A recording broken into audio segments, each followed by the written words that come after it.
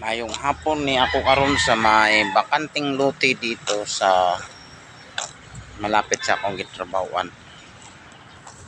Okay dito, maraming kahoy na. Maraming kahoy. Kaya share ang comment sa aking video. Nandito na ako. Madamo-damo na dito. Madamo na dito. Dito ako, naghanap ako ng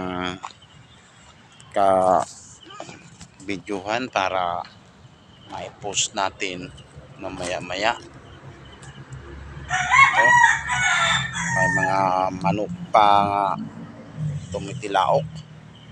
Okay, maraming salamat po. Bye-bye sa lahat ng nanonood. Share ang comment. Maraming salamat po sa lahat.